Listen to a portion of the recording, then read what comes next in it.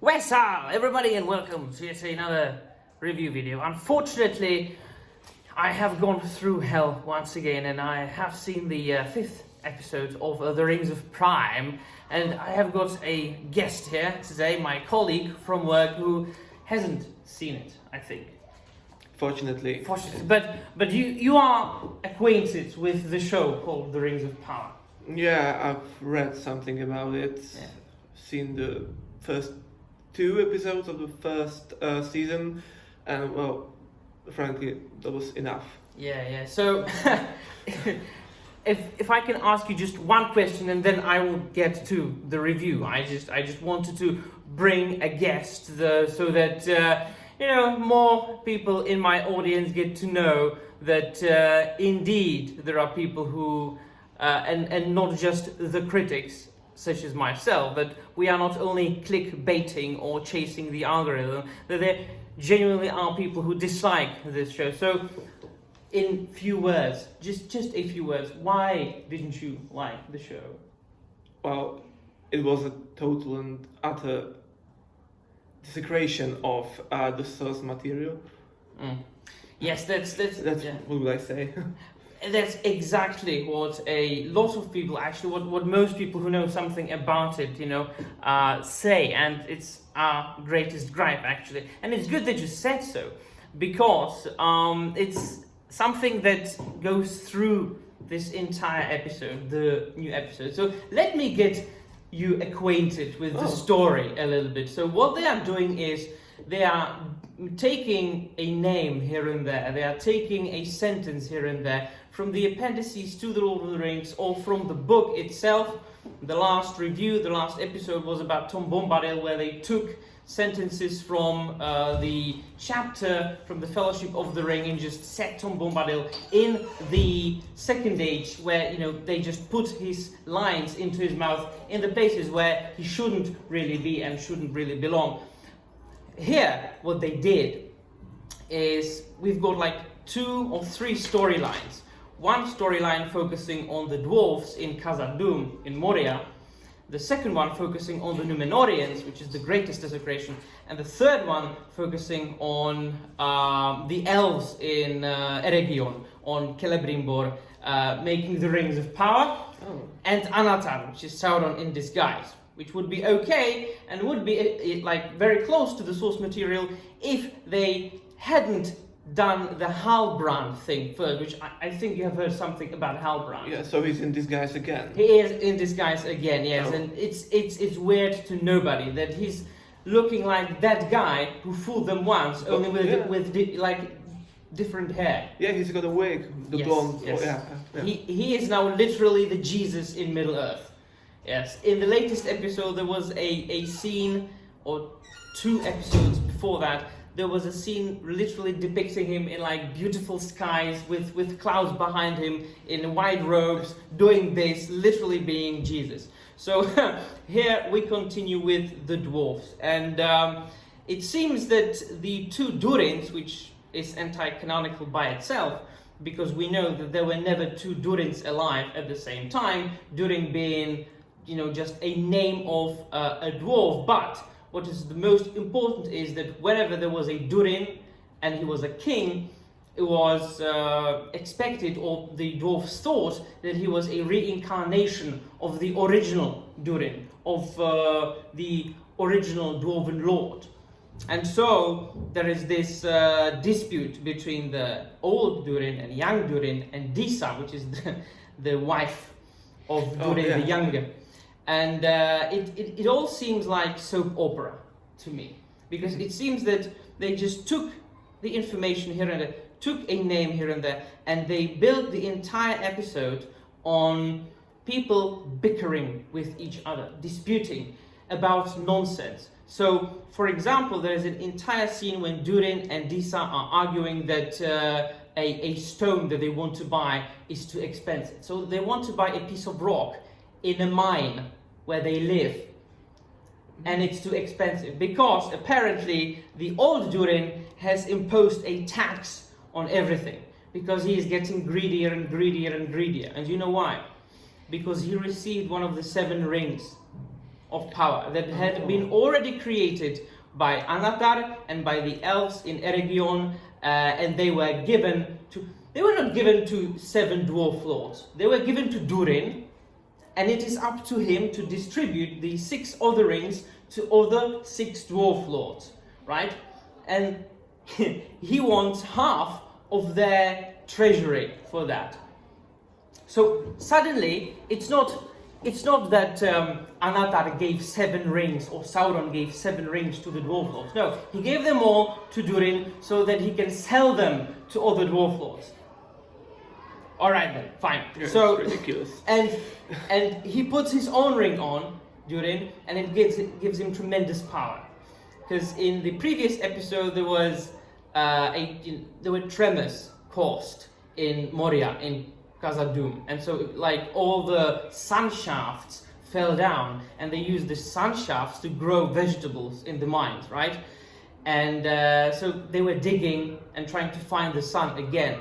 They were not successful. Disa was not successful, which is the anti-canonical wife of Prince Durin, and so apparently she is a singer to the stone. Do you know what that is? Absolutely no idea. It is a function that female dwarves have in Khazad-dûm, where they can sing to the stone and they know shit. Right. They can find tunnels and they can find ores and then can like metals and things like that just by singing to the stone. Don't ask me why. Well, Durin can do all of this now just with a touch of his hand when he has the ring on. So quite obviously they start to fight because Disa is jealous. She doesn't want the old Durin to take her place, and so she always urges young Durin to fight the old Durin, not to trust him, and mainly not to put any of these vile rings on his fingers.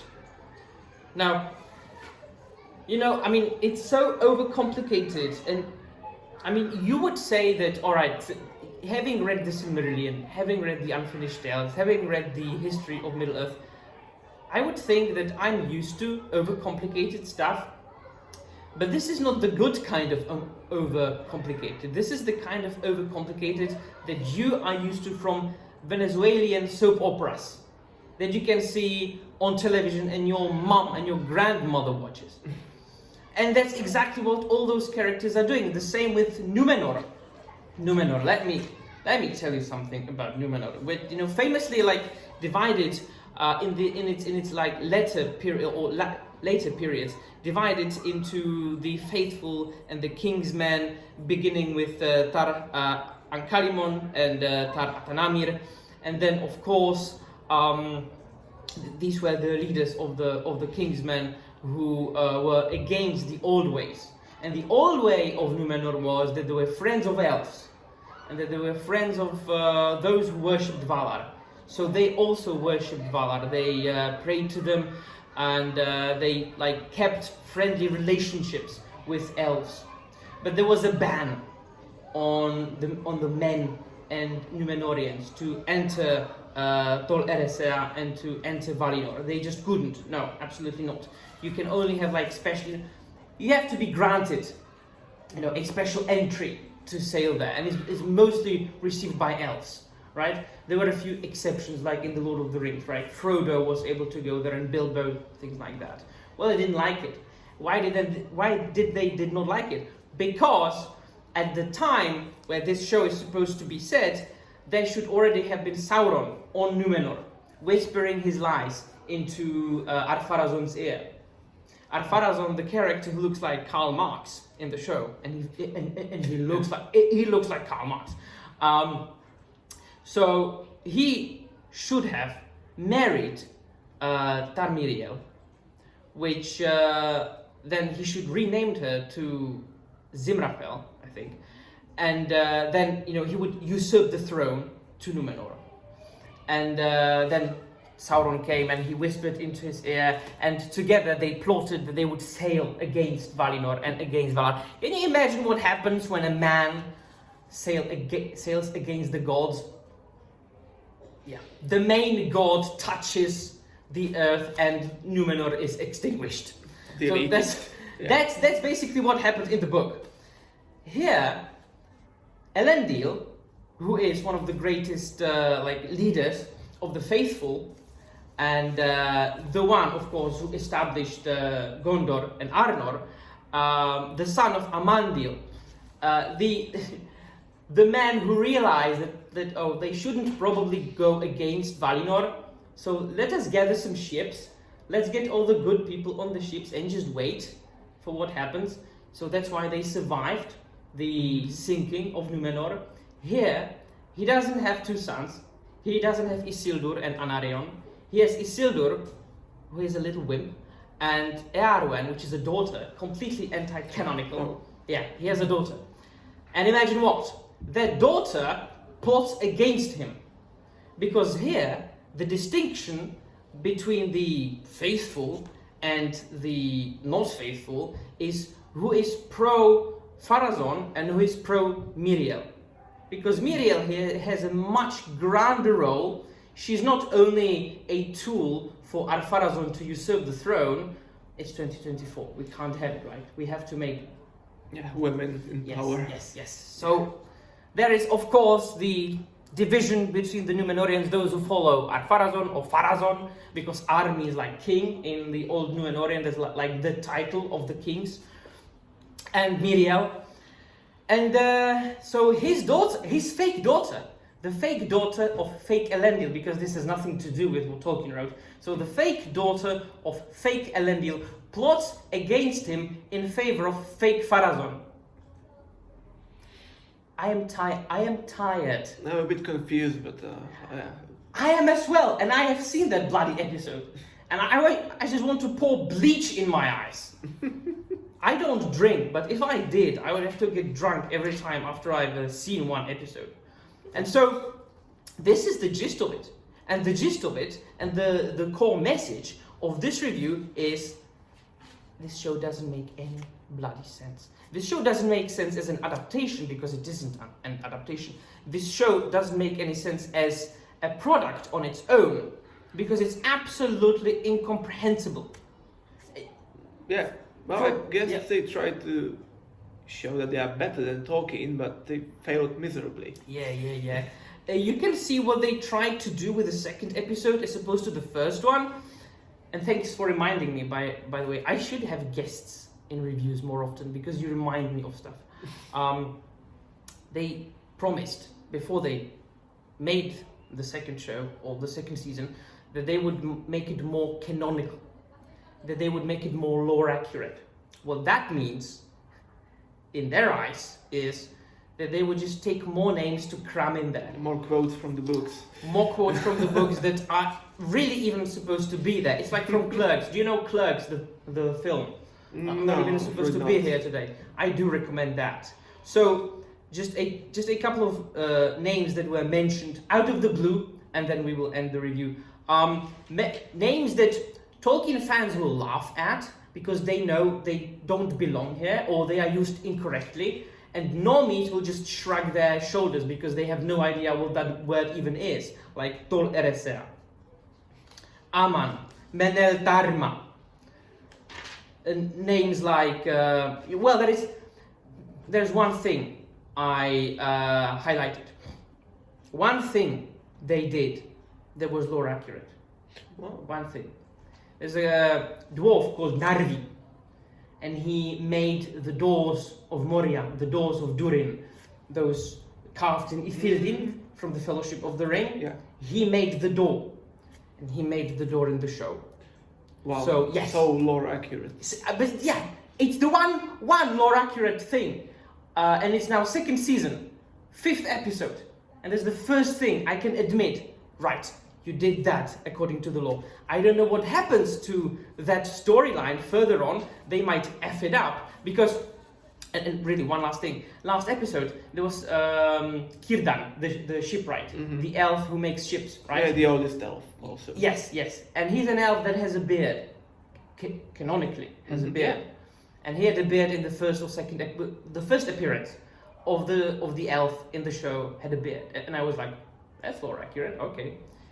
The next episode they shaved his beard, just out of the blue. Yeah, because why not? Because we can't have anything that would be even remotely canonical. Right, so I will not take up much of your time. One more thing, Aule, for example, was mentioned. The Vala, who created dwarves. Beren, Tuor, Barahir. Beren and Barahir might say something to normies. It does to us, but Yeah. to an ordinary viewer of the show, those names mean nothing. Who is this show for? Because it's not for me. It is for YouTubers to make money out of the show. It is for YouTubers to watch it, say what we think about it, for people to watch the video, like it and share it, and so we can make some nice cash out of it. Right, so anything else that you would like to add? My dear guest, thank you for being here, by the way. Oh, well. Your support is very much appreciated. I have said much more than I would have said myself, just, by me. Nothing to add. Nah, nothing to add. Right. No. So I thank you for watching, and see you next time in another video. Fortunately, there's only 3 episodes left of that shit And show. then it gets cancelled. Hopefully, God's peace. Namarie.